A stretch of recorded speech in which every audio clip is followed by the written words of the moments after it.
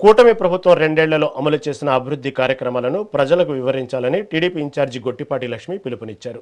దర్శిలో నిర్వహించిన విజయోత్సవ సభలో లక్ష్మి పాల్గొన్నారు.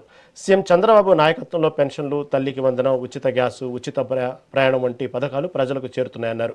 దర్శి నియోజకవర్గంలో రహదారులు, మినీ స్టేడియం పనులు కొనసాగుతున్నాయని తెలిపారు. గత వైసీపీ పాలనలో అభివృద్ధి జరగలేదని విమర్శిస్తూ ప్రభుత్వం మెగా డిఎస్సి ద్వారా 16,347 ఉపాధ్యాయ పోస్టులను భర్తీ చేసిందని గుర్తు చేశారు. 5 years లో ఎలక్షన్ కి సంవత్సరానికి ఒక్క సంవత్సరం ముందు ప్రజా సంక్షేమం గుర్తొచ్చిన వాళ్ళు వెన్నుపోటని ర్యాలీ చేస్తారా? మీరు ఊరుకుంటారా? ఆలోచించండి. మీరు కూడా పెన్షన్స్, ఒక్క పెన్షన్ కి వాళ్ళకి 5 ఏళ్లు పట్టింది. వాళ్ళు పొద్దునేమో వెన్నుపోటు ర్యాలీ అని మొదలు పెడతారు. 1 గంటలో ఎవరన్నా హామీలను అమలు చేసేది ఎవరన్నా ఉన్నారా అంటే అది ముఖ్యమంత్రి చంద్రబాబు నాయుడు గారు మళ్ళీ వాళ్ళు ఒప్పుకుంటారు.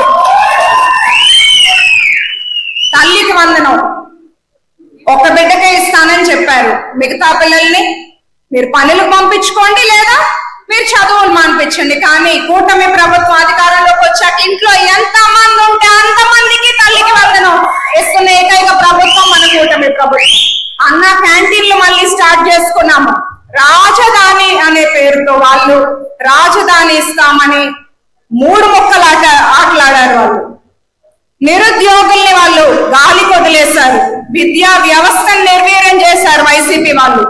టీచర్ పోస్ట్, ఒక్క పోస్ట్ భర్తీ చేయకుండా టీచర్స్ క్లాస్ రూమ్ లో ఉండాలి. మన రేపు పిల్లల భవిష్యత్ అంటే ఒక చదువుకున్న వాళ్ళు, గురువులు, వాళ్ళని బాత్రూముల దగ్గర డ్యూటీలు చేపించి వాళ్ళని అవమానపరిచారు.